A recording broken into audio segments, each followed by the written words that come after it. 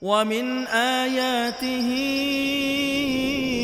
أن خلق لكم من أنفسكم أزواجا لتسكنوا إليها وجعل بينكم مودة ورحمة.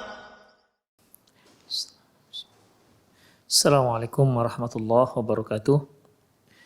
Innal hamdalillah nahmaduhu wa nasta'inuhu wa nastaghfiruh wa na'udzu billahi min shururi anfusina wa sayyiati a'malina may yahdihillahu fahuwal muhtad wa may yudlil falan tajida lahu waliyyan mursyida. Asyhadu an la ilaha illallah wahdahu la syarika lah wa asyhadu anna Muhammadan 'abduhu wa rasuluhu alladzi la nabiyya ba'dah. Wa qala Allah subhanahu wa ta'ala Ya ayyuhalladzina amanu taqullaha haqqa tuqatih wa la tamutunna illa wa antum muslimun. Ya ayyuhalladzina amanu taqullaha wa qulu qawlan sadida yuslih lakum a'malakum wa yaghfir lakum dhunubakum wa may yuti'illaha wa rasulahu faqad faza fawzan 'azima. Ya ayyuhan nasu taqu rabbakumul ladzi khalaqakum min nafsin wahidah wa khalaqa minha zawjaha wa batha minhuma rijalan katsiran wa nisaa'a wattaqullaha alladzi tasaaluna bihi wal arham innallaha kana 'alaikum raqiba. Amma ba'du, nastaqal hadithi kitabullah wa khairul hadi Muhammad sallallahu alaihi wasallam wa syarrul umur muhdatsatuha wa kullu muhdatsatin bid'ah wa kullu bid'atin dhalalah wa kullu dhalalatin finnar. Kaum muslimin dan kaum muslimat, para pemirsa Rosyad TV dan para pendengar Radio Medan Mengaji dimanapun Anda berada, alhamdulillah kita kembali bersua di sore hari ini masih dalam serial Klinik Pernikahan, di mana kita sudah selesai membahas 20 nasihat kepada para istri yang kita ambil dari kitab yang ditulis oleh Syekh Badr bin Ali bin Tami Al-Utaibi yang judulnya Ishrun Nasihah li Ukhti Qabla Zawajiha, 20 nasihat untuk saudariku sebelum dia menikah. Yang sebenarnya nasihat ini juga penting untuk baik seorang akhwat, seorang wanita muslimah yang belum menikah, dan juga sangat baik untuk yang sudah menikah. Namun begitu ikhwah, mari kita ulang kembali 20 nasihat ini secara cepat ya. Semoga dapat kembali mengingatkan kita dengan nasihat-nasihat yang 20 ini. Ikhwah rahimanallahu wa iyyakum, penulis menyebutkan nasihat yang pertama yaitu Aslihi ma bainaki wa bainallah yuslihu ma bainaki wa bainan nas. Penulis mengatakan yaitu perbaiki hubunganmu dengan Allah, Allah akan perbaiki hubunganmu dengan manusia. Artinya ikhwah, apabila seorang istri ingin agar hubungannya baik dengan suaminya, hubungannya dengan suaminya dasar cinta dan kasih sayang, maka hendaklah yang pertama sekali yang anti perbaiki, yang anti bangun adalah hubungan anti dengan Allah Subhanahu wa ta'ala. Kita ketahui bahwasanya yang namanya cinta dan kasih sayang itu adanya dalam hati. Dan hati itu adalah milik Allah Subhanahu wa ta'ala. Makanya perbaikilah hubungan kita dengan yang si pemilik hati, yaitu Allah Subhanahu wa ta'ala. Karena bagaimanapun ikhwah, apabila kita ingin memperbaiki hubungan kita dengan manusia, maka satu hal yang gak boleh kita abaikan yaitu pertama sekali kita perbaiki hubungan kita dengan Allah Subhanahu wa ta'ala. Dan kalau kita lihat banyak ayat yang menyebutkan bahwasanya bagusnya hubungan seorang manusia dengan Allah, maka Allah akan tanamkan kecintaan manusia kepada dirinya. Di antaranya yaitu firman Allah Subhanahu wa taala, innal ladzina amanu wa 'amilus solihati sayaj'alu lahumur rahman wudda. Sesungguhnya orang-orang yang beriman dan beramal soleh, maka Allah akan jadikan saya ja'alulahumur rahman wudda, Allah akan jadikan dia orang yang dicintai oleh yang lain. Demikian ikhwah. Jadi terkhusus untuk keluarga, ya, terkhusus untuk membentuk baiti jannati, rumahku adalah surgaku. Yang pertama, baguskan hubungan dengan Allah Subhanahu wa taala. Dan sebagaimana sabda Rasulullah sallallahu alaihi wasallam yang isinya, yang terjemahannya, beliau mengatakan, tidaklah dua orang yang saling mencintai karena Allah lantas mereka berpisah kecuali dikarenakan salah satu maksiat yang dilakukan oleh salah satu di antara keduanya. Demikian. Makanya baguskanlah hubungan kita dengan Allah, insya Allah akan baguskan hubungan kita dengan manusia. Itu nasihat beliau yang pertama. Yang kedua, ikhwah, at-ta'atu fil ma'ruf minal ma'ruf. Mentaati kebaikan termasuk sebuah kebaikan. Sebagaimana yang sudah kita maklumi bahwasanya Allah Subhanahu wa taala mewajibkan pada seorang istri untuk taat kepada suaminya. Rasulullah sallallahu alaihi wasallam bersabda, "Lau kuntu amiran ayasjuda ahadun li ahadin la amartu imra'atan an tasjuda li zawjiha." Seandainya aku dibolehkan untuk menyuruh seorang untuk sujud kepada orang lain, niscaya yang pertama aku suruh sujud adalah seorang istri kepada suaminya. Li'azami haqqi 'alaiha, dikarenakan besarnya hak seorang suami terhadap istrinya. Dikarenakan besarnya hak seorang suami terhadap istrinya. Oleh karena itu, seorang istri wajib mentaati sang suami. Bagaimana juga dalam hadis yang lain Rasulullah mengatakan, "Idza shallatil mar'atu khamsaha wa shamat syahraha wa hafizat farjaha dakhalat wa ata'at ba'laha qila laha udkhulil jannah min ayyi abwabin syi'ti." Apabila seorang wanita salat yang 5 waktu, kemudian dia sholat, kemudian dia puasa Ramadan, dia jaga kehormatannya dan dia taati suaminya, maka dikatakan kepadanya, silahkan kamu masuk ke dalam surga, terserah dari pintu mana saja yang kamu keinginkan, yang kamu kehendaki. Itulah ikhwah. Jadi wajibnya seorang istri untuk mentaati suaminya. Tapi, ya, akan tetapi ketaatan ini hanya dibolehkan jika dalam masalah ma'ruf, dalam masalah yang dibolehkan oleh syariat. Adapun dalam masalah kemungkaran, haram hukumnya seorang istri mentaati sang suami. La ta'ata fi makhlukin fi ma'siyatil khaliq. Tidak ada ketaatan pada makhluk dalam rangka mendurhakai Allah Subhanahu wa taala. Apabila seorang suami menyuruh anti untuk belanja, misalnya beli bahan dapur misalnya, atau minta tolong untuk belikan sarapan pagi, maka segera anti taati. Tapi kalau si suami mengatakan jangan pakai jilbab ketika keluar rumah, maka wajib bagi anti untuk tidak mentaatinya.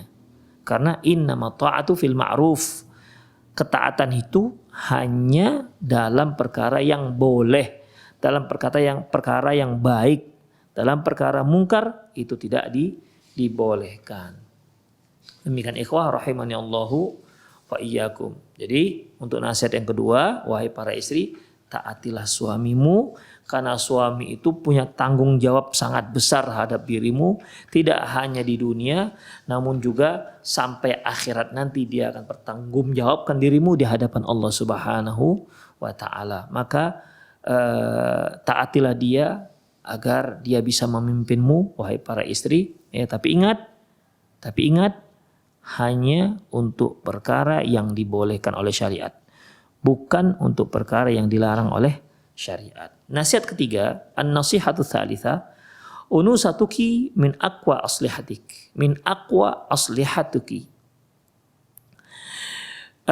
Beliau mengatakan bahwasanya sikapmu, keperempuananmu, ya, itu merupakan senjatamu yang paling ampuh. Artinya begini ikhwah, seorang wanita, ya, seorang wanita biarlah dia menjadi seorang wanita. Seorang wanita jika dia dengan suaminya, berupayalah memang benar-benar menjadi seorang wanita. kita ketahui bahwasannya simbol wanita itu adalah seorang yang lembut, ya, seorang yang kalem. Itulah seorang wanita. Ya, jalannya pelan gitulah kira-kira. Artinya kita bisa kita dari suara kita bisa bedakan ini suara laki-laki, suara perempuan. Ya. Dari gerak-gerik demikian, dari tingkah laku, maka wahai para istri, tetaplah menjadi seorang wanita. Bersikaplah, bertingkahlah, bersuaralah, berbicaralah sebagai seorang wanita. Semakin anti menempatkan diri anti sebagai seorang wanita, tidak lari dari karakter seorang wanita, maka suami anti akan lebih mudah berhadapan dengan suami anti. Demikian ikhwah. Manja misalnya, silahkan boleh. Karena manja itu merupakan salah satu sifat seorang wanita. Silahkan boleh manja. Ya, silahkan boleh manja. Manja dengan suami, ya tentunya selama memang dalam batas-batas yang tidak membuat suami itu menjadi bosan. Demikian ikhwah. Ya. Makanya kalau jangan ada seorang istri yang mengira kalau dia bersikap tegar dengan artian seperti laki-laki, maka dia dikatakan seorang wanita yang tangguh. Enggak. Wanita itu sangat dominan dengan kelembutannya, tangisannya, manjanya, gerak-gerik wanita, kewanitaannya. Itulah seorang wanita. Itulah merupakan senjata yang paling ampuh di hadapan sang suami. Demikian. Jadi jangan dikira kalau anti berteriak-teriak di hadapan suami lantas suami semakin sayang. Kalau anti tidak mengeluarkan air mata lantas suami semakin sayang. Dan itu menunjukkan anti seorang wanita yang tegar. Enggak, ikhwah. Ya, enggak. Ya. Demikian. Justru ketika suami melihat istrinya menangis, itu malah membuat hatinya menjadi luluh. Demikian ikhwah. Makanya di nasihat yang ketiga ini penulis mengatakan sifat sikap kewanitaanmu itu merupakan senjatamu yang paling kuat, senjatamu yang paling ampuh. Maka perihalalah itu. Sifat malu itu kan merupakan sifat perempuan. Ya, kalau ada perempuan tidak punya sifat malu, sudah hilang sifat perempuannya. Ya. Demikian sama seperti laki-laki. Kalau ada laki-laki yang punya sifat perempuan, itu perempuan juga tak suka. Misalnya cara bicaranya seperti perempuan, lenggang-lenggoknya seperti perempuan, ya, manja-manjanya seperti perempuan. Perempuan tak suka dengan laki-laki seperti ini. Demikian juga sebaliknya.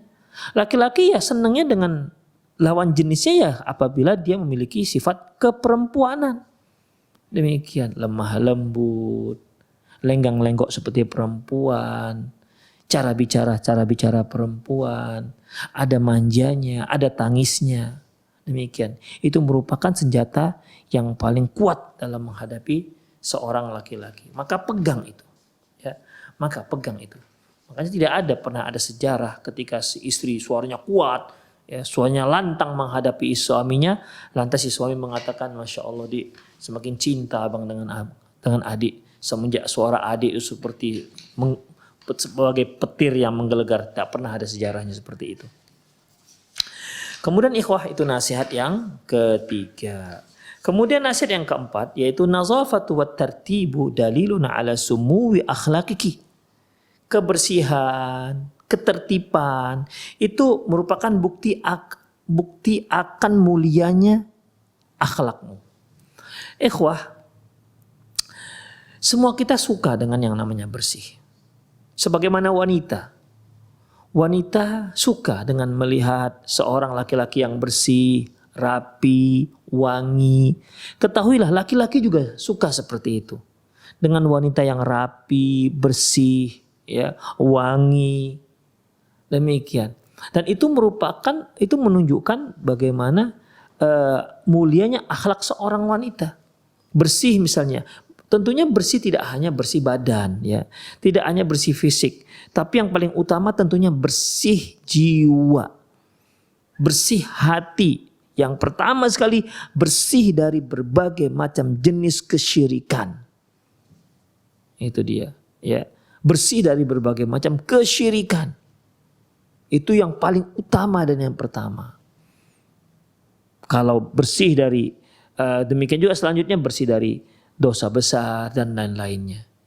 Kemudian bersih secara fisik. Demikian. Bersih, ya, orang yang bersih, kemudian rumahnya bersih, anak-anaknya bersih. Maka suami akan semakin cinta dengan sang istri, melihat istri yang selalu bersih. Coba bayangkan seorang suami yang baru pulang dari pekerjaannya yang sudah penat, dia pulang, dia berhadapan dengan istri yang tidak bersih, kotor, jorok, bau. Ya. Tentu ini akan membuat kepenatan kerjanya semakin berlipat. Dia pulang ke rumah tentunya ingin beristirahat. Ingin menghilangkan rasa penat yang dia rasakan dikarenakan bekerja dalam seharian. Demikian. Kalau dia pulang dalam keadaan seperti itu, lantas dia bertemu dengan istri yang tak bersih, rumah yang berantakan, anak yang berantakan, anak yang kotor, sana sini ada ompol. Tentunya ikhwah, semakin stres ini suami. Ya, oleh karena itu, wahai para istri, berupayalah untuk bersih. Berupayalah untuk tampil bersih. Berupaya juga membersihkan, mengatur rumah tangga dengan bersih. Jangan jorok. Ya. Sapulah rumah, pellah rumah, tempat tidur terutama. Ya. Tempat tidur, tempat kita istirahat. Hendaklah diganti spraynya. Jangan jorok. Apalagi kalau seorang yang masih punya anak kecil yang sering ngompol, maka itu harus sering diganti spraynya misalnya ikhwah. Ya, jadi tempat tidur bersih sehingga kita bisa istirahat dengan nyaman di dalam kamar tersebut. Demikian. Anak-anak juga bersih. Ketika si suami pulang, dia disambut dengan anak-anak yang sudah bersih, dicium oleh ayah, dicium oleh si anak, dicium oleh ayahnya yang sudah wangi. Si anak ini kan menghilangkan semua rasa penat yang dia rasakan ketika bekerja dalam satu hari. Demikian ikhwah. Rahimani Allah wa iyyakum. Pulang disambut dengan istri yang sudah bersih, disambut dengan senyuman yang merekah, disambut dengan anak-anak yang merindukan ayahnya. Seraya mendengar panggilan-panggilan suara kecil dari anak-anak kita gendong anak kita cium mereka. Masya Allah, ini pemandangan seperti ini ikhwah. Ini yang bisa menghilangkan penat. Demikian. Coba jika sebaliknya. Allahu Akbar. Ya. Ini akan bisa lama-kelamaan bisa membuat rumah tangga menjadi retak, bahkan bisa pecah. Gara-gara apa? Gara-gara si istri tidak bersih dan jorok serta tidak pandai mengatur rumah tangga. Demikian ikhwah, rahimani Allah wa iyyakum. Dan perlu kita ketahui, bersih di sini kan tidak harus menggunakan harus sesuatu yang mahal, kan tidak. Ya. Tidak harus menggunakan sesuatu yang mahal. Mungkin di rumah kita tidak ada perabotan, tidak ada sofa, hanya ada karpet. Tapi kalau karpetnya bersih, rumahnya bersih, disapu dan dipel, ya, itu akan membuat pandangan kita ataupun kita menjadi betah dalam rumah tersebut. Nasihat yang keempat, nazafatu wat tartib daliluna ala sumui akhlaqiki. Sungguhnya kebersihan dan ketertiban, ya, pandai mengatur rumah, ini merupakan tanda akan mulianya akhlakmu. Kemudian ikhwah, ya, itu nasihat yang keempat tadi itu ya. Kemudian nasihat yang kelima, aghrikil akhta'a fi bahril mahabbah. Tenggelamkan semua kesalahan itu di lautan kecintaan. Artinya apa ikhwah? Rahimani Allah wa iyyakum. Yang perlu kita ketahui bahwasanya tidak ada seorang pun yang bisa cocok dengan orang lain itu 100%. Tidak ada. Bagaikan gigi gerigi gerdang gitu kan. Ya, tidak ada. Pasti di sana sini ada ketidakcocokan. Sedikit banyak pasti ada ketidakcocokannya. Apalagi antara laki-laki dan perempuan. Laki-laki dan perempuan punya karakter yang berbeda. Oleh karena itu, ketika terjadi kesalahan di sana sini, hendaklah itu kita hapus, kita hilangkan dengan kecintaan kita. Anggap aja tidak ada kesalahan. Karena apa? Karena orang yang bersalah itu adalah orang yang kita cintai. Ya, kecuali kalau kesalahan itu melanggar syar'i, misalnya dia lalai sholat, ya kita ingatkan. Tapi kita ingatkan itu bukan dikarenakan kita marah, dikarenakan kita itu cinta dengan dia. Tapi kalau misalnya dia terlambat menyuguhkan kopi, kurang garam ketika menyuguhkan makanan, Allah itu udah anggap lupa saja, ya lupa saja itu. Apalagi kalau kita makan dengan orang yang kita cintai, walaupun rasanya hambar, tapi dikarenakan bumbu cinta itu sudah ada di piring makanan kita, itu akan menjadi gurih. Itu ikhwafiddin. Nasihat yang kelima yang disebutkan Syekh yaitu kalau ada pun kesalahan dari pasangan anti, dari suami anti, udah tenggelamkan itu dalam lautan cinta. Karena memang tidak ada seorang pun yang bisa cocok 100% dengan pasangannya. Tidak ada. Pasti di sana sini ada perbedaan. Dan perbedaan itulah yang akhirnya membuat munculnya ketidakcocokan. Munculnya banyak permasalahan. Munculnya permasalahan dari yang sedikit yang tidak cocok itu. Makanya kenapa kita harus memperhatikan yang sedikit yang tidak cocok itu? Kenapa nggak kita abaikan saja ketidakcocokan itu dengan bertoleransi, dengan memaafkan dan lain-lainnya. Intinya kalaupun ada pasangan kita salah, sudah itu ditenggelamkan aja itu semua kesalahan dengan di dalam lautan kecintaan kita kepada pasangan kita. Kemudian ikhwah rahimanillahu wa iyyakum, itu yang kelima, an-nasihatus sadisah. Nasihat yang keenam itu min hubbiz zauji hubbu man yuhib. Di antara kecintaan seorang istri kepada suaminya yaitu jika si istri juga menyayangi orang yang disayangi oleh sang suami. Jadi kalau seorang istri sayang dengan suaminya, seharusnya dia juga sayang dengan orang yang disayangi oleh sang suami. Contohnya suami sangat sayang dengan ibunya misalnya. Maka si istri harus juga sayang terhadap ibu sang suami. Apalagi Rasulullah SAW pernah bersabda, pernah ditanyakan man ahakkun nasi bi imraati bi rajulin. Ya Rasulullah, siapakah orang yang paling berhak terhadap seorang laki-laki? Rasulullah mengatakan ummuhu, ibunya. Ya. Jadi apabila anti melihat suami anti sayang dengan kerabatnya, misalnya ibunya, ayahnya, adik-adiknya, maka janganlah anti menjadi orang yang memusuhi orang-orang yang dicintai oleh suami anti. Itu akan memunculkan masalah besar. Ya, akan menyulut api pertengkaran. Dan itu juga menandakan anti kurang mencintai sang suami. Karena anti belum bisa mencintai orang yang dicintai oleh sang suami. Demikian. Ya, makanya Rasulullah SAW pernah bersabda dalam hadis yang diriwayatkan oleh Imam Muslim, inna min abarril bir silatar rajuli ahla wuddi abihi ba'da yuwalliya. Sesungguhnya di antara kebaikan yang besar adalah seorang itu menyambung silahnya, menyambung komunikasinya dengan orang-orang yang dicintai, yang disayangi oleh ayahnya setelah ayahnya meninggal. Misalnya kita tahu bahwasanya ayah kita punya teman akrab,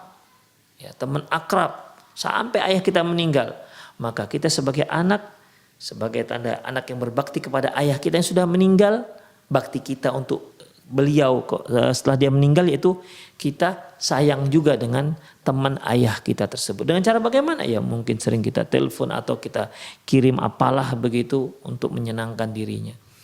Mungkin para pemirsa masih ingat dengan kisah Abdullah bin Umar bertemu dengan seorang Arab Badui. Di mana waktu itu Abdullah ibnu Umar sedang mengendarai keledai. Ketika melihat orang Badui ini, Abdullah ibnu Umar turun dari keledainya, lantas dia persilahkan orang Arab Badui ini naik di atas keledainya. Dan Abdullah bin Umar yang waktu itu memakai sorbannya itu dilepas dan dipakaikan ke orang Arab Badui ini. Para sahabat yang ada di situ seperti Malik bin Dinar rahimahullah, dia mengatakan bahwasanya ya syekh bahasa kita gitulah ya. Sesungguhnya orang Arab Badui itu tidak masalah kalau dia berjalan. Apa kata Abdullah bin Umar? Sesungguhnya ayah Arab Badui ini adalah orang yang disayangi oleh ayahku yaitu Umar bin Khattab. Jadi bukan Arab Baduinya. Ya. Umar bin Khattab radhiyallahu anhu punya teman yang dia sayangi yaitu ayah dari Arab Badui ini. Sehingga Abdullah bin Umar juga memuliakan si Arab Badui ini. Padahal yang menjadi kesayangan Umar bin Khattab itu ayahnya bukan dia. Demikian ikhwah, itulah para sahabat dalam menjalankan sunnah-sunnah Rasulullah Sallallahu Alaihi Wasallam. Jadi wahai para istri, janganlah buat masalah dengan orang-orang yang disayangi oleh sang suami. Ya, jangan buat masalah, karena itu akan mengurangi kecintaan suami terhadap sang istri. Atau minimal akan membuat si suami menjadi berada di sebuah persimpangan, yaitu berada di antara dua orang yang dia cintai. Karena tidak jarang kita mendengar adanya pertengkaran antara menantu dengan mertua, menantu perempuan dengan ibu dari si suami.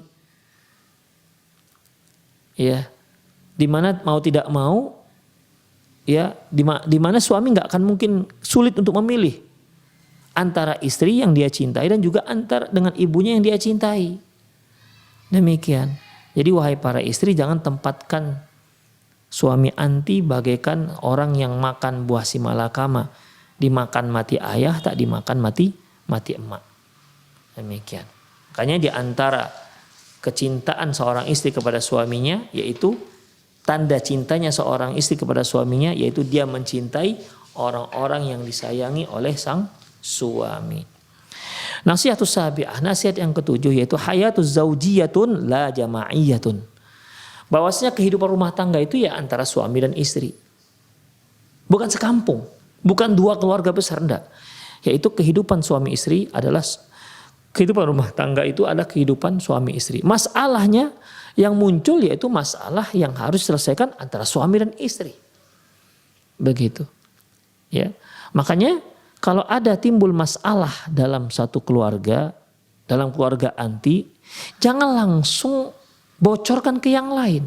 Jangan. Upayakan selesaikan dahulu dengan suami anti. Upayakan dengan semaksimal mungkin. Karena kalau mungkin masuk orang ketiga, yang tadinya pemikiran antara suami dan istri hanya ada dua pemikiran. Masuk orang ketiga itu menjadi tiga pemikiran. Dan ini dikhawatirkan akan mempersulit permasalahan. Akan memperunyam permasalahan. Makanya apabila muncul permasalahan rumah tangga, satu masalah, ya, case dalam rumah tangga anti, maka coba upayakan dengan semaksimal mungkin hanya anti dan suami anti menyelesaikannya. Jangan ada orang yang ketiga, siapapun dia, walaupun dia ustadz, walaupun dia keluarga terdekat, upayakan dahulu dengan selesaikan antara anti dengan suami anti. Jangan bergegas cerita ke teman. Padahal berapa banyak tuh teman kadang-kadang tidak bisa memberikan nasihat yang baik. Bahkan si istri pun ketika dia cerita, dia tahu bahwasanya dia ini gak akan memberikan solusi. Hanya sekedar ngobrol, hanya sekedar memberikan informasi. Dan tidak ada guna sama sekali, itu aib. Ya, itu aib. Bahkan ada lebih parah lagi, malah dia memprovokatori sang istri. Misalnya ada masalah antara dia dengan suaminya, kemudian dia cerita dengan temannya. Kata temannya, oh kalau aku ceraikan aja, minta cerai langsung.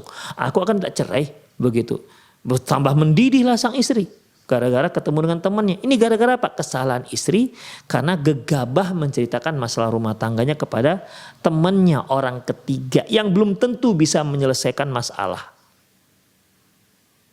Demikian ikhwah. Makanya upayakanlah setiap masalah yang muncul dalam rumah tangga anti, selesaikan, maksimalkan, anti berdua yang menyelesaikan antara suami dan antara anti dan suami anti. Kalau memang ternyata sudah buntu, ya, nggak tahu lagi mau berbuat apa, nggak ngerti lagi bagaimana caranya, barulah ya minta orang-orang yang cerdas, yang bijak. untuk menyelesaikan masalah anti. Demikian ikhwah rahimani Allahu wa iyyakum. Makanya masalah-masalah di rumah, rahasia-rahasia rumah tangga sudahlah pendam dahulu antara anti dengan suami anti. Kemudian nasihat berikutnya ikhwah rahimani Allah wa iyyakum yang ke-8, iyyaki wal kufur. Wahai para istri, hati-hati kamu dengan kekafiran. Maksud kafir di sini ikhwah yaitu kufur nikmat. Rasulullah sallallahu alaihi wasallam pernah bersabda, Ya ma'syaron nisa tasaddaqana fa inni ra'aitukunna aktsaru ahlin nar. Kata beliau, wahai para kaum wanita, bersedekahlah kalian karena kulihat mayoritas kalian itu penduduk neraka. Karena mayoritas kalian itu penduduk neraka. Salah seorang sahabiah bertanya, kenapa ya Rasulullah? Dikarenakan ayakfurna billah, apakah mereka itu kufur dengan Allah? Kata Rasulullah, enggak. Ya, tapi yukthirnal la'na wa yakfurnal ashir, banyak melaknat dan apalagi dan kufur kepada suami. Bukan kufur artinya seperti dia kufur kepada Allah, enggak. Kufur yang dimaksud yaitu dia dia ingkar dengan kenikmatan ataupun ingkar dengan kebaikan sang suami. Makanya dalam sebuah hadis sebutkan, yaitu salah satu contohnya, lau ahsanta ila ihdahunna dahra kullah, apabila kamu berbuat baik kepada salah seorang tua wanita selama setahun penuh, summa ra'at minka syai', lantas dia melihat sesuatu yang keliru darimu, qalat, dia akan berkata, ma ra'aitu minka khairan qattun, aku tak pernah melihat kebaikan darimu sedikit pun. Demikian. Ini bahasa-bahasa yang terkadang muncul dari lisan seorang istri ketika dia kesal dengan suaminya. Sudah 10 tahun dia menikah, gak pernah abang sedikit pun membahagiakanku, katanya. Ini kan sudah jelas kekufuran, kufur nikmat. Masa sih selama 10 tahun gak pernah dia merasa senang dengan istri suaminya, sama sekali menderita terus. Itu kan gak masuk akal ikhwah. Makanya ini yang kata Rasulullah SAW, hati-hati kamu wahai kaum wanita dengan kufur nikmat ini. Dan kufur nikmat ini bisa merupakan penyebab terbanyak yang menyebabkan kaum wanita masuk ke dalam api neraka, yaitu kufur nikmat, yakfurnal ashir, kufur terhadap kebaikan yang telah diberikan oleh sang suami. Hati-hati dengan masalah ini. Itulah nasihat yang ke-8. Kemudian nasihat yang ke-9, al-afu sijiyatun nabilatun wa'tirafu bil khata'i fadilatun. Syekh mengatakan bahwasanya permintaan pemberian maaf, memaafkan itu merupakan budi pekerti yang luhur, dan mengakui kesalahan merupakan budi pekerti yang mulia. Artinya apa ikhwah rahimani Allah wa iyyakum? Setiap pasangan itu pasti ada salah, ya, karena kita itu manusia. Baik istri maupun suami, pasti kedua-duanya pernah salah. Gak kan mungkin tidak. Karena Rasulullah yang mengatakan kullu bani Adam khata'un wa khair khata'in at-tawwabun. Semua anak Adam itu bersalah, dan sebaik-baik orang bersalah adalah yang taubat atas kesalahan yang dia lakukan. Sebagaimana yang sudah kita jelaskan, kesalahan kemudian diiringi dengan taubat. Berarti kesalahan ini yang dimaksud bukan kesalahan biasa, tapi kesalahan yang menyebabkan dosa. Itu dia. Kesalahan yang terkait dengan dosa. Makanya perlu taubat. Setiap orang, kata Rasulullah, itu pasti bersalah. Pasti bersalah. Tanpa terkecuali. Suami istri. Suami pasti pernah salah, istri juga pasti pernah salah. Gak akan mungkin mereka tidak pernah ada masalah dan tidak pernah salah. Tapi ketika anti sebagai seorang istri melihat kesalahan, menemukan kesalahan sang suami, maka maafkan. Ya, maafkan. Karena memaafkan merupakan salah satu karakter seorang yang bertakwa. Allah berfirman, wasari'u ila maghfiratin min rabbikum wa jannatin 'arduhas samawati wal ard uiddat lil kafirin. Segeralah kamu untuk mendapatkan keampunan dari Allah Subhanahu wa taala dan untuk mendapatkan surga yang luasnya seluas langit dan bumi yang hanya disediakan untuk orang-orang yang bertakwa. Siapa itu? Alladzina yunfiquna fis sarra wad dharra wal kadhimina al ghaidha wal 'afina 'anil nas. Yaitu mereka yang menafkahkan hartanya baik dalam keadaan lapang maupun dalam keadaan sempit, yang seorang yang mampu menahan amarahnya, dan wal 'afina 'anil nas, dan yang memaafkan orang-orang. Itu orang-orang saja dimaafkan, apalagi dia adalah sang suami. Banyak-banyaklah memberikan kemaafan kepada sang suami. Ya, banyak-banyak, sering mungkin memberi kemaafan pada sang suami. Rasulullah Shallallahu Alaihi Wasallam pernah ditanya oleh seseorang, ya Rasulullah, kam na'fu an khadimina fi yaumin. Ya Rasulullah, berapa kali kami harus memaafkan pembantu kami dalam satu hari? Rasulullah diam, tidak memberikan jawaban. Ditanya lagi yang kedua, ya Rasulullah, kam na'fu an khadimina kulla yaumin. Berapa kali satu hari kami harus memaafkan pembantu kami? Rasulullah diam. Setelah ditanya yang ketiga kali, barulah beliau menjawab, ta'fu anhum sab'ina marrah kulla yaumin.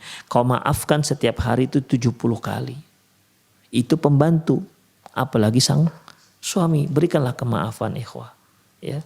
Wahai para istri, kalau anti melihat ada kesalahan sang suami, maka berikan kemaafan. Kemudian kalau anti bersalah, maka segera mengakui kesalahan. Jangan berlarut-larut.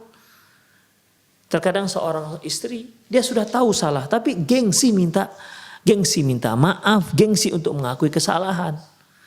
Terkadang dia mau mengakui kesalahan, tapi nantilah agak-agak seminggu lagi. Yang seperti ini, penundaan seperti ini, ikhwah, itu malah bisa membuat suami semakin marah. Ya. Membuat suami semakin jengkel dengan sang istri. Sudah jelas dia salah, tak minta maaf. Makanya, ya, salah satu sifat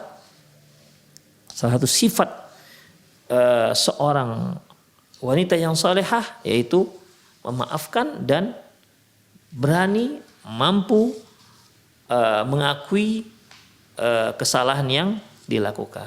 Demikian. Itu yang ke-9. An-nasihatul asyirah.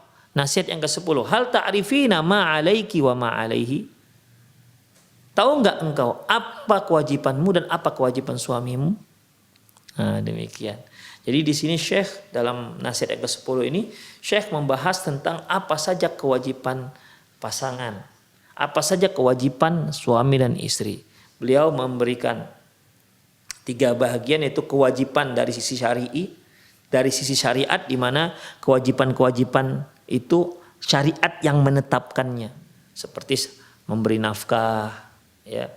Ar-rijalu qawwamuna 'alan nisa bima faddallahu ba'dahum 'ala ba'dhin wa bima anfaqu min amwalihim. Ya.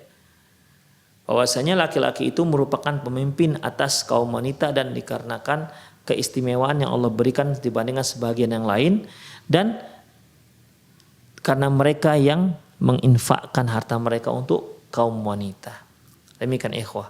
Itu diantaranya, ya, diantaranya, dan banyak kewajiban-kewajiban sang istri yang demikian juga kewajiban-kewajiban sang suami yang harus dia lakukan, dan itu sudah ditetapkan oleh syariat. Ada juga penetapan hak dan kewajiban itu, yaitu urfi, yaitu masyarakat yang menetapkan, kebiasaan setempat. Kita sudah bahas apa saja syarat sehingga ini dikatakan urfi, yaitu kebiasaan setempat yang memang bisa dilaksanakan. Kemudian dari sisi kesepakatan antara suami dan istri. Demikian. Ya, kalau sudah sepakat berarti ya bagi pasangan harus melaksanakan apa yang mereka sudah sepakati. Misalnya apabila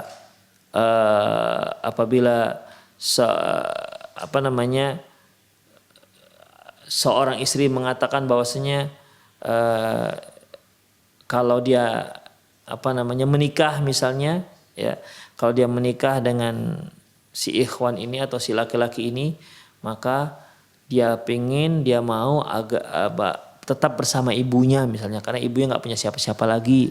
tidak ada siapa-siapa lagi misalnya.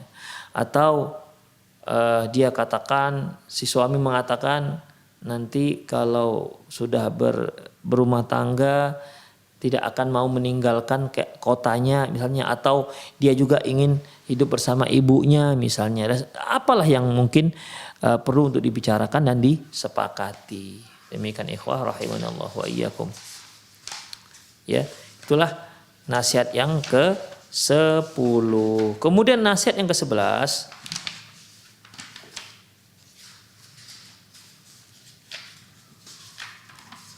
Nasihat yang ke-11 yaitu an-nasihatu hadiyatu asyarah kuni da'iyatan la qadiyatan. Jadilah engkau wahai para istri seorang yang dai.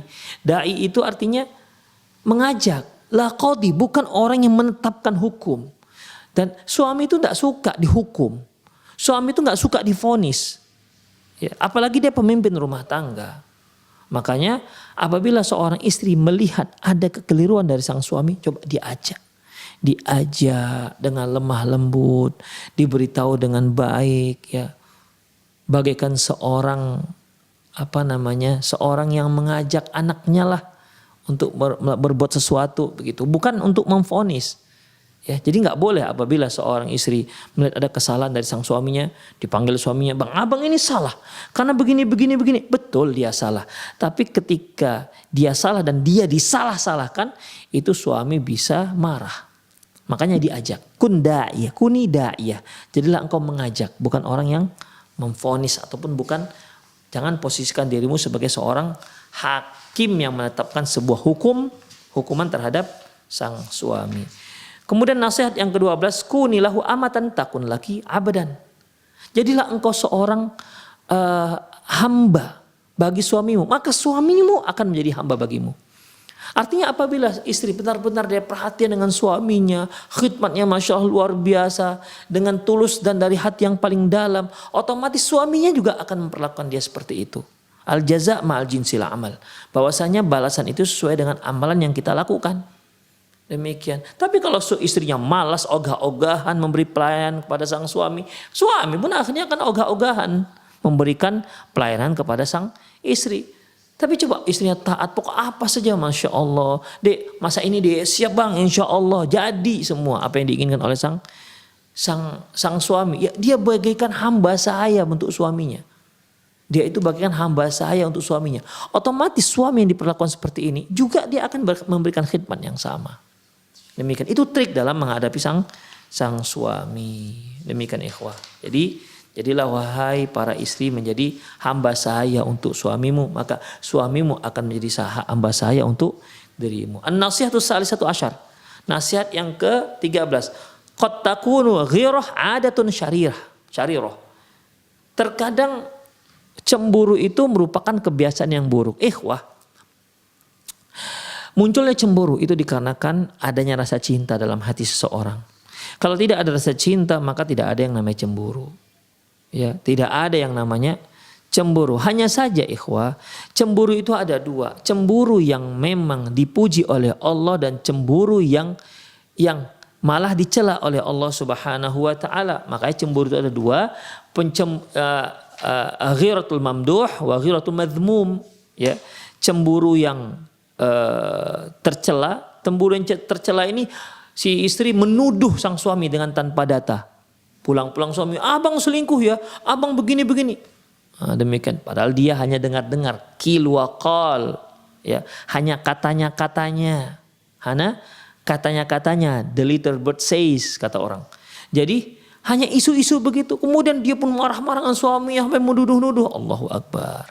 Ya, ini nggak dibolehkan ikhwah. Ya, para istri nggak boleh seperti ini. Itu cemburu yang tercela, cemburu yang tercela. Tapi kalau dia cemburu yang terpuji, seperti dia tidak suka melihat suaminya tidur misalnya sampai nggak sholat subuh, itu boleh, ya. Atau dia tidak suka melihat suaminya main berduaan dengan wanita yang bukan mahramnya, itu wajib dicemburu, ya. Wajib seorang istri untuk cemburu terhadap suaminya. Jangan dibiarkan saja. Ya, jangan dibiarkan suaminya berduaan dengan wanita yang bukan mahramnya. Wajib cemburu. Tapi tentunya dengan cara yang terbaik cemburunya. Karena intinya kan ingin agar suami bisa berubah. Ya, meninggalkan apa yang dilarang oleh syariat. Kemudian an-nasihatul rabi'atu asyarata, yaitu nasihat yang ke-14, as-sabru miftahul faraj. Kesabaran merupakan kunci dari solusi permasalahan. Ya. Kesabaran merupakan miftah, kunci dari al-faraj. Fartu, jalan keluar. Terlepasnya dari kesulitan. Ikhwah rahimanallahu wa iyyakum. Allah Subhanahu wa taala mengatakan bahwasanya innama yuwaffas sabiruna ajrahum bighairi hisab. Sesungguhnya orang-orang sabar itu akan diberi Allah pahala dengan tanpa batas. Mengapa seorang itu harus sabar? Dikarenakan dia sedang diuji. Orang kalau sedang senang, kalau sedang tidak ada masalah apapun, ya tak perlu sabar di situ. Ya. Ketika dia sedang diuji, baik ujian itu dengan kesenangan, kenikmatan dunia maupun dengan kesedihan, dengan musibah, bala bencana. Demikian. Dia diuji oleh Allah Subhanahu wa taala kemiskinan, si B diuji oleh Allah Subhanahu wa taala dengan kekayaan. Sama-sama sabar apa enggak mereka ini? Jadi dua-dua sedang diuji. Maka dia harus sabar. Karena rumah tangga itu pastilah ada, di sana sini pasti ada yang namanya permasalahan, maka harus dihadapi dengan kesabaran. Harus sabar. Kalau tidak sabar, Allahu Akbar, itu akan membuat masalah akan semakin runyam, semakin ruwet. Ya. Semakin besar. Gara-gara apa? Ditanggapi tak sabar. Orang yang tidak sabar itu, ikhwah, dia tidak akan bisa menghadapi masalah dengan tenang. Ya. Makanya Rasulullah pernah mengatakan al-ijlatu minasyaiton, tergesa-gesa itu termasuk dari syaitan. Ya. Coba dihadapi dengan kesabaran, pikirkan dengan tenang, insya Allah, ikhwah. Ya.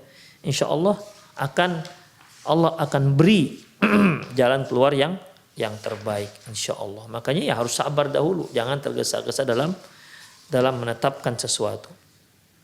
Kemudian nasihatul khamisata asyara. Nasihat yang ke-15, apa itu? Ad-du'a silahul mu'min. Masya Allah. Doa merupakan senjata orang mukmin. Banyak orang mukmin telah lupa dengan doa. Padahal doa ini merupakan senjata pamungkasnya seorang mukmin. Allah Subhanahu wa taala mengatakan wa qala rabbukum ud'uni astajib lakum. Berkata Tuhan kalian, minta kepadaku, berdoa kepadaku, aku akan kabulkan kalian. Apa yang kalian minta akan aku kabulkan. Itu yang dikatakan Allah kepada kita. Rasulullah mengatakan malam yad'ullah yaghdab alaih. Barang siapa yang malam yas'alillah yaghdab alaih. Barang siapa yang enggak minta kepada Allah, Allah marah dengan dia. Makanya kita hidup punya masalah. Ya, kita hidup itu penuh masalah. Dan kita butuh doa kepada Allah Subhanahu wa taala. Mohon kepada Allah apa yang kita inginkan, minta kepada Allah Subhanahu wa taala, terutama di saat-saat yang makbul, waktu-waktu yang makbul, seperti di saat turun hujan, antara qomat dengan adzan, atau ketika sujud, ya, ketika safar dan seterusnya. Banyak-banyak berdoa kepada Allah Subhanahu wa taala. Jangan mengandalkan kepiawaian anti dalam menyelesaikan masalah. Lupa dengan Allah Subhanahu wa taala. Ketahuilah bahwasanya yang pertama itu ketika kita menghadapi masalah rumah tangga, yang pertama adalah doa kepada Allah Subhanahu wa taala. Karena itu merupakan ujian dari Allah. Mohon pada Allah solusi.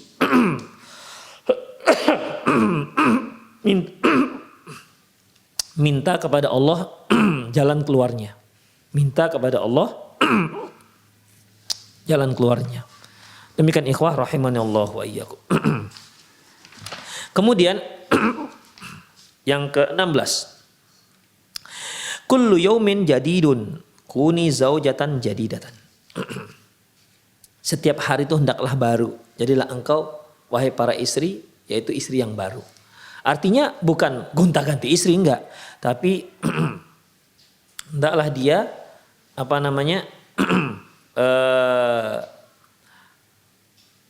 penampilannya senantiasa baru.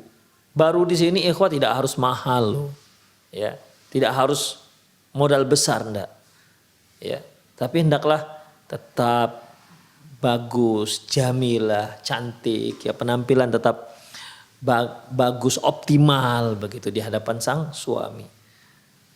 Demikian juga rumah. Ya, kalau memang bisa rumah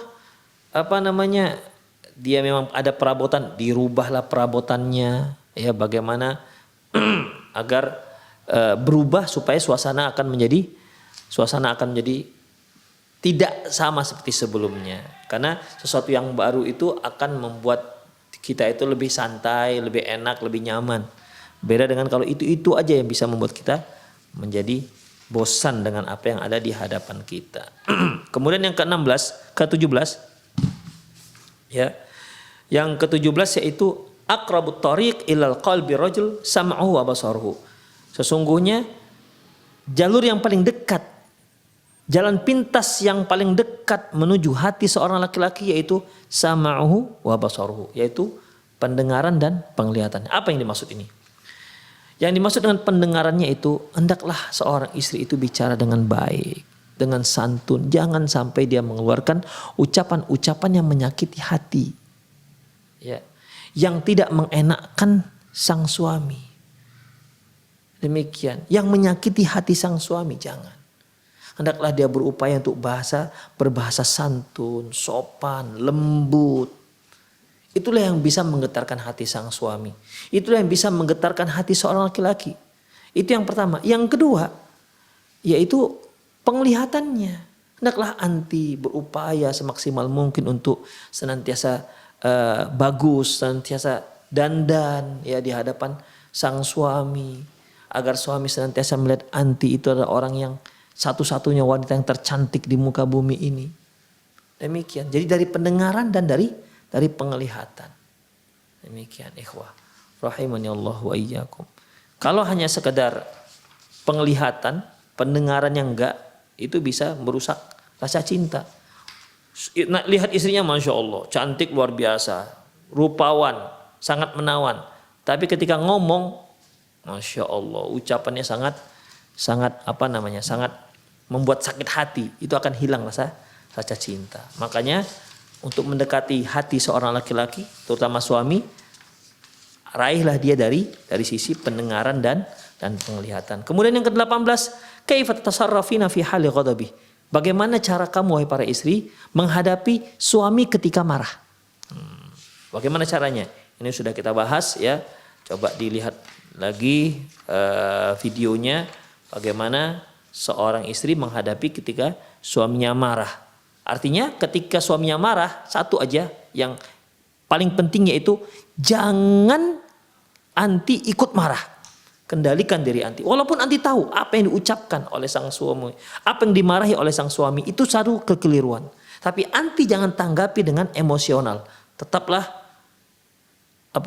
tenangkan dirimu, ya, kendalikan dirimu, jangan emosi sebagaimana suami emosi. Seterusnya adalah beberapa trik yang telah kita bicarakan bagaimana caranya agar emosi sang suami bisa reda.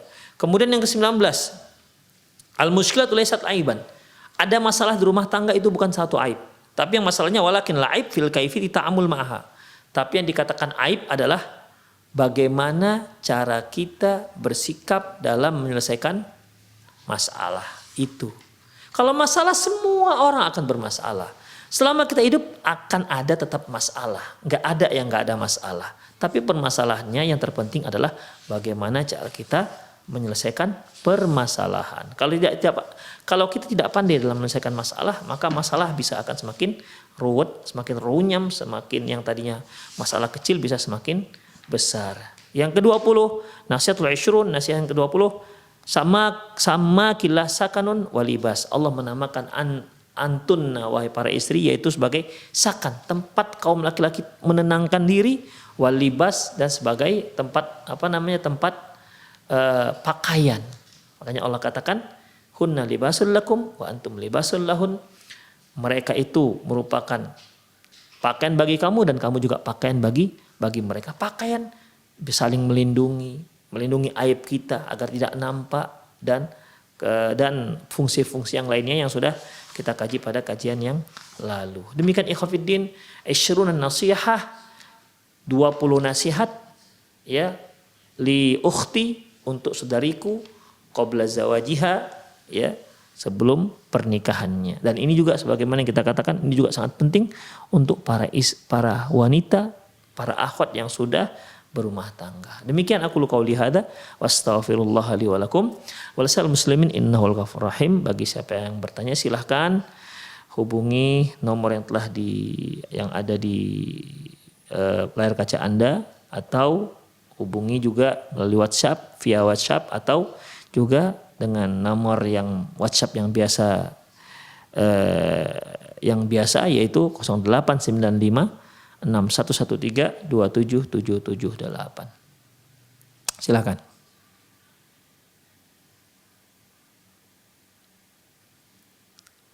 Baik, Assalamualaikum Ustaz. Dengan hamba Allah di Aceh, bolehkah salat tahajud atau salat sunnah duha diawali dengan salat sunnah wudu? Ikhwah, salat sunnah wudu ini sama dengan salat tahiyatul masjid, yaitu al-ibadatu al-ghairu maqsud bidzatiha. Ibadah yang bukan maksud tujuannya dengan zatnya. Ya. Seperti begini ikhwah. Rasulullah mengatakan, idza dakhala ahadukumul masjid fala yajlis hatta yarka' raka'atain. Apabila salah seorang kalian masuk masjid, maka jangan dia duduk sampai dia sholat 2 rakaat. Itulah sholat 2 rakaat, itu sholat tahiyatul masjid. Artinya sholat apa saja yang dia lakukan, apakah dia sholat 2 rakaat, sholat 2 rakaat rawatib, atau dia sholat 2 rakaat duha, misalnya kalau dia sholat duhanya di masjid, maka itu sudah mencakup dengan sholat tahiyat masjidnya. Yang penting ketika dia masuk ke masjid, dia sholat 2 rakaat dahulu. Atau sebelum duduk dia sholat dahulu. Jangan duduk. Dia masuk masjid, dia sholat dulu. Apapun jenis sholatnya. Demikian juga halnya dengan sholat sunnah wudu. Pokoknya setiap dia wudu, maka dia sholat 2 rakaat apapun jenis sholatnya. Demikian. Ya silakan. Halo? Ya, halo? Ya, silakan Bu. Ini Ustaz mau tanya, Ustaz. Ya Bu. Assalamualaikum, Ustaz. Waalaikumsalam warahmatullahi wabarakatuh. Agak dikuatkan sedikit. Ya, silakan Bu. Ana mempunyai adik, Ustaz. Ya. Jadi saya lagi gonjang-ganjing mau pisah. Iya. Semua kedua-dua itu suami juga udah nggak suka katanya kan. Itu juga udah nggak suka lagi sama suaminya gitu. Jadi kami selaku keluarga kayak mana nih Ustaz gitu loh. Taib. Solusinya kayak mana nih Ustaz gitu loh Ustaz. Oke. Udah Bu? Iya, terus kan mereka itu cuma punya rumah itu mau dijual. Dia punya anak perempuan 3, jadi pembagiannya itu kayak mana juga Ustaz itu. Oke. Udah Bu ya? Iya Ustaz. Oke. Jazakillah khairan pada ibu yang bertanya. Taib, ada sepasang suami istri yang ingin berpisah. Bagaimana sikap keluarga besar? Ikhwah rahimanallah wa iyyakum. Allah Subhanahu wa taala telah memberikan solusi kepada kita. Pada dasarnya sebagaimana nasihat Syekh Badr bin Ali Al-Utaibi, selesaikan masalah rumah tangga itu 2 orang, suami istri. Jangan lewat dari itu.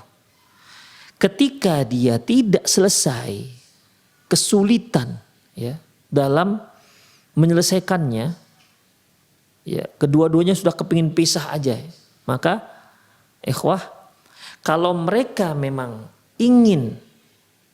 masih ingin untuk mempertahankan, tapi nggak tahu bagaimana cara mempertahankannya, maka Allah Subhanahu wa taala berfirman, faba'athu hakaman min ahlihi wa hakaman min ahliha, ya, maka diutus ada hakim dari keluarga perempuan dan hakim dari keluarga laki-laki.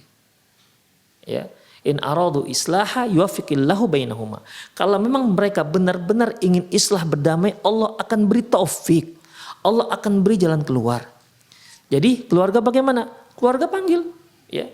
Ya, keluarga sebagaimana kan ketika terjadi lamaran, itu kan keluarga besar laki-laki dan keluarga besar perempuan bertemu nih untuk melamar. Kami punya keinginan, ada maksud dan tujuan untuk melamar putri keluarga ini, kan begitu.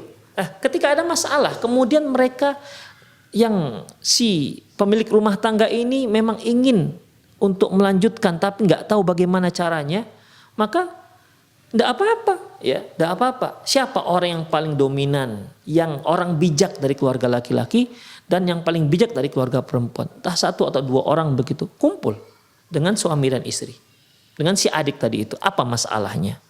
Apa masalahnya? Demikian. Ya, jadi semoga ada jalan keluar.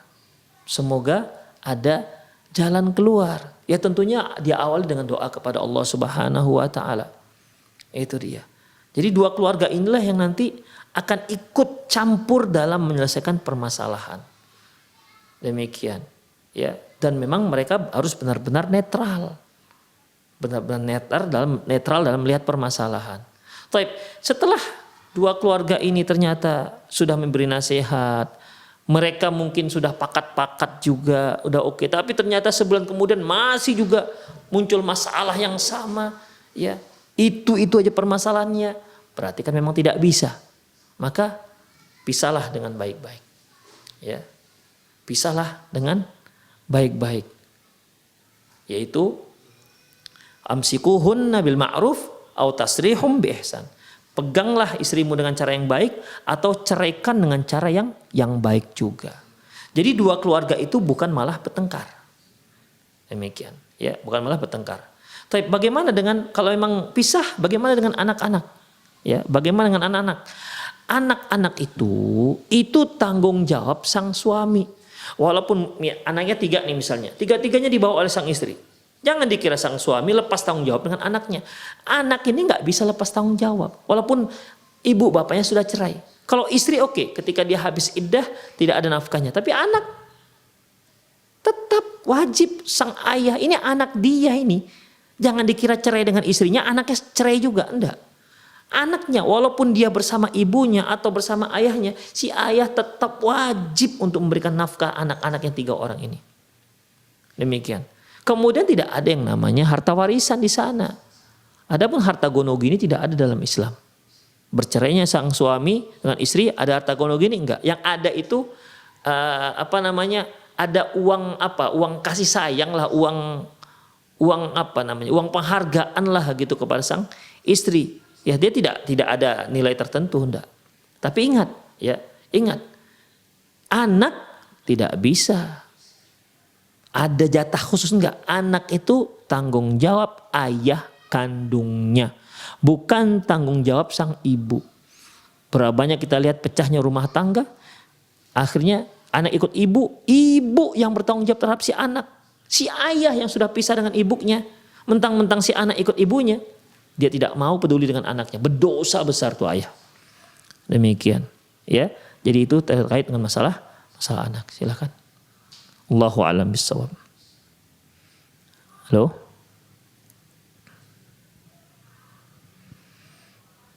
Halo. Ya. Iya, Bu. Assalamualaikum. Ya. Waalaikumsalam warahmatullahi wabarakatuh. Dari Ummu Adi di Sulawesi. Boleh bertanya di luar rumah Ustaz? Boleh, Bu, silakan, Bu. Iya. Pertanyaan saya begini Ustaz, tentang pemandian jenazah. Apakah jenazah ini boleh disisir pada saat kalau perempuan kan di kepala 3 Ustaz? Nah, boleh apa, Bu? Ulangi, Bu, belum jelas. Boleh kayak gimana? Ini ketika ada mayit. Perempuan ini kan rambutnya di kepala 3 pada saat mau dibungkus. Nah, rambut ini boleh disisir atau bagaimana? Karena saya pernah baca dapat buku katanya tidak boleh disisir. Bagaimana pendapat itu, suami atau doi? Oh iya. Oke, ya Bu, dah Bu. Assalamualaikum warahmatullahi wabarakatuh. Jadi untuk mayit perempuan, malah dalam sebuah hadis Rasulullah SAW waktu itu menyuruh Ummu Atiyah, kalau bahasa kita Ummu Atiyah ini radhiyallahu anhu sebagai Bilal untuk memandikan mayat yang menyelenggarakan jenazah perempuan ini, Ummu Atiyah radhiyallahu anhu. Rasulullah menyuruh supaya menyisir rambut si jenazah perempuan, kemudian dibuat kepang 3. Ya, jadi malah Rasulullah menyuruh sunnahnya untuk bersisir, ya tentunya mayitnya nggak bisa nyisir sendiri, ya si penyelenggaranya lah yang menyisirkan rambutnya. Rasulullah menyuruh supaya menyisir dan membuat dia menjadi kepang 3. Allahu a'lam bishawab. Untuk lebih jelasnya ibu bisa lihat buku Ahkamul Janaiz yang dikarang oleh Syekh Albani. Di situ sebutkan jelas sekali hadisnya. Kalau buku terjemahnya Tuntunan Penyelenggaraan Jenazah, ya, Tuntunan Penyelenggaraan Jenazah yang ditulis oleh Syekh Albani, itu diterbitkan oleh Pustaka Imam Syafi'i. Demikian. Allahu a'lam bishawab.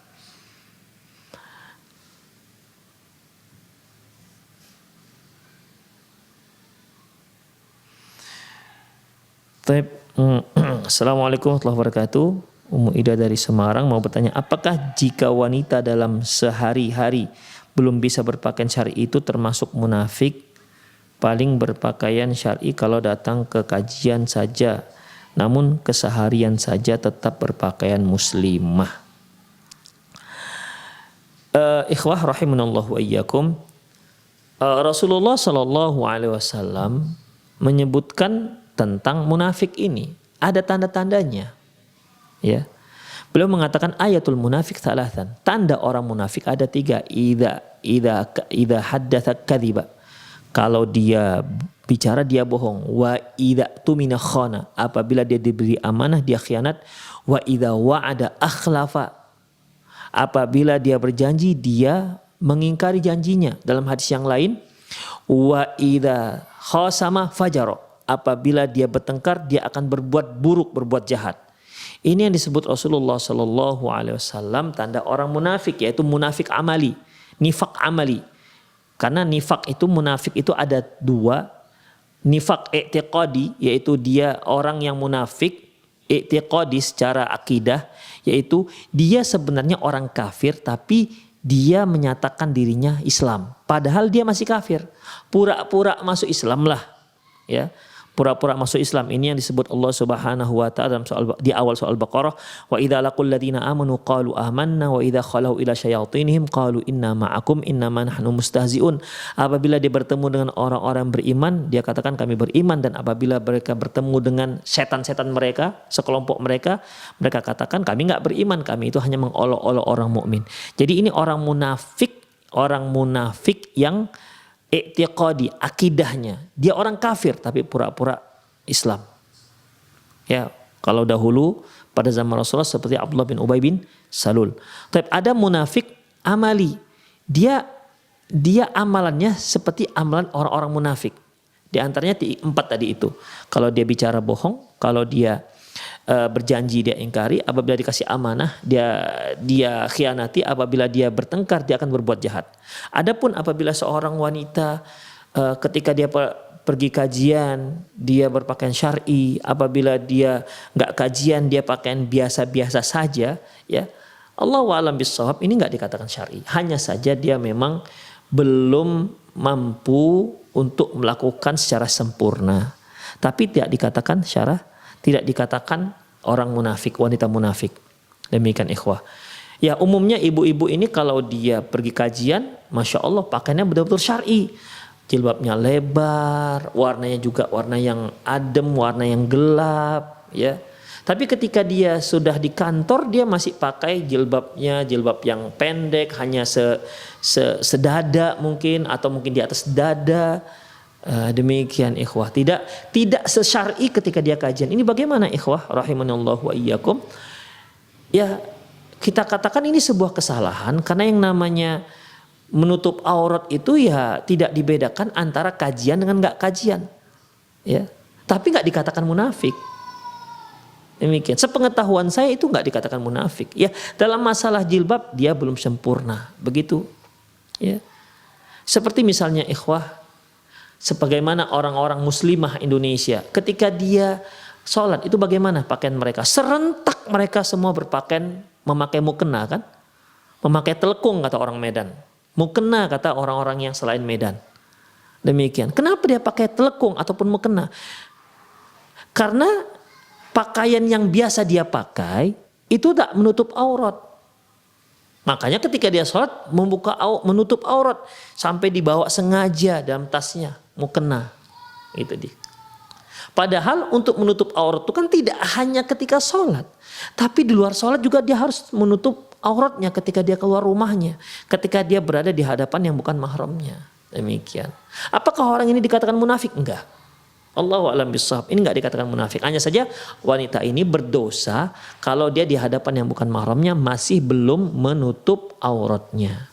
Adapun ibu yang tadi kalau di kajian sempurna luar biasa pakaiannya, kalau dia pergi bekerja atau pergi belanja tidak, ya tapi sudah menutup aurat, ya kita katakan tidaklah dikatakan dia itu sampai dikatakan munafik. Intinya bahwasanya kalau dia memenuhi syarat menutup aurat, tidak tidak membentuk, tidak transparan dan menutup semua auratnya, maka dia sudah cukup dikatakan sebagai orang yang menutup auratnya, wanita yang menutup auratnya. Tapi perlu diketahui satu, bahwasanya berpakaian wanita muslimah yang berpakaian keluar rumah di hadapan orang yang bukan mahramnya, fungsi pakaiannya itu harus diketahui bahwasanya fungsi pakaiannya adalah untuk menutupi, bukan menghiasi. Fungsi pakaian yang dia gunakan untuk menutup auratnya di saat keluar rumah di hadapan lelaki yang bukan mahram, fungsinya adalah, ingat, untuk menutupi, bukan menghiasi. Allahu a'lam bishawab.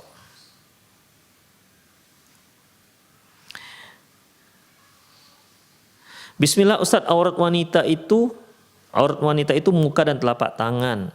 Kecuali muka dan telapak tangan. Apakah punggung telapak tangan juga termasuk bagian dari telapak tangan? Jazakallahu khairan.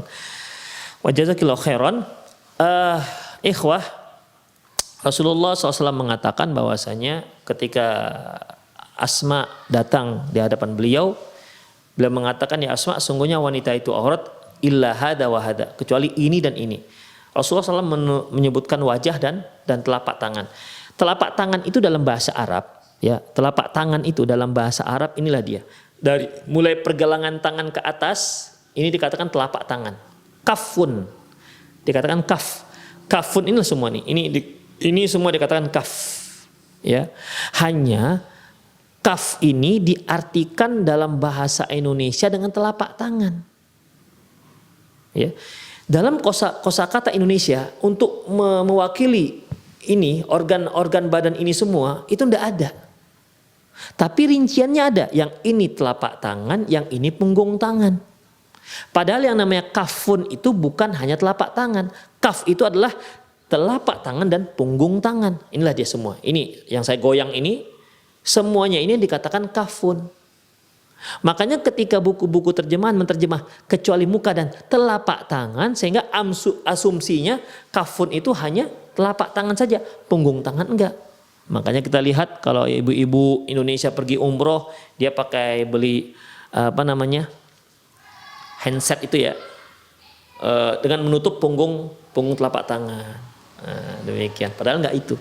Saya ingatkan bahwasanya kaf dalam bahasa Arab adalah kaf, al-kaffu itu ini dia. Ya. Untuk organ tubuh kita yang ini, untuk atas bawah ini, mewakili ini tidak ada.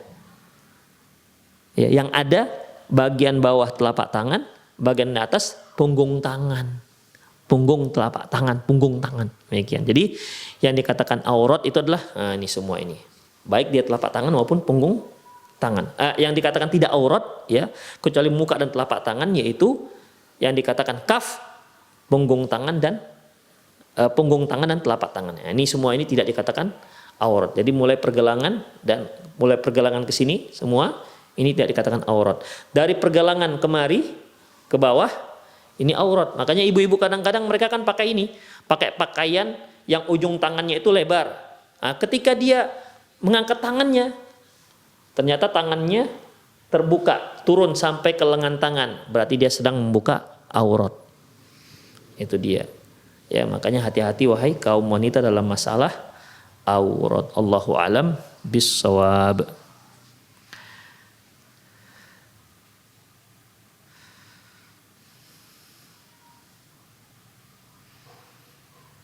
Assalamualaikum warahmatullahi wabarakatuh. Apakah boleh memberikan mahar dengan nominal uang yang disesuaikan dengan tanggal pernikahan dengan cara dihias dalam bingkai?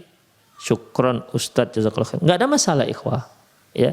Nggak ada masalah. Misalnya dia lahir tanggal 20 bulan 2 1971.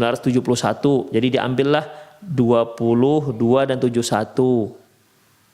Jadi dia minta maharnya misalnya sebesar 20.000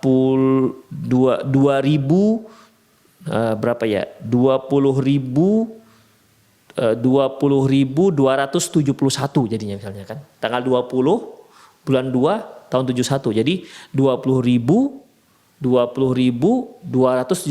miligram emas misalnya. Boleh, nggak ada masalah. Ya. Asalkan disepakati aja. Karena yang jumlah mahar itu kan tidak ada ditentukan oleh syariat. Selama dia aisaruha, yang paling mudah. Mudah bukan murah. Ingat, mudah bukan murah. Berkah yang disebutkan Allah, wanita yang paling berkah adalah yang paling mudah maharnya. Paling mudah itu bukan berkah. Karena bisa saja seorang laki-laki mudah bagi dia apa? 1 unit kendaraan Alphard misalnya, ya. Mudah bagi dia orang kaya, tajir melintir misalnya, ya silakan, nggak ada masalah. Ya, jadi mengenai dibingkai segala macam tidak ada masalah. Ya, itu merupakan kebiasaan adat, ya, tradisi. Kalau memang itu merupakan tradisi yang dibolehkan karena tidak sampai melanggar syariat. Ikhwah, saya kira itu sajalah kajian kita. Masih banyak pertanyaan. Semoga apa yang kita bahas bermanfaat. Lebih dan kurang mohon maaf. Aku qouli hadza wastaghfirullah li wa lakum wa lisal muslimin innahu wal ghafurur rahim. Kita akhiri dengan doa kafatul majlis. Subhanakallahumma bihamdik asyhadu an la ilaha illa anta astaghfiruka wa atubu ilaik. Wa akhiru da'wana alhamdulillahirabbil alamin. Assalamualaikum warahmatullahi wabarakatuh.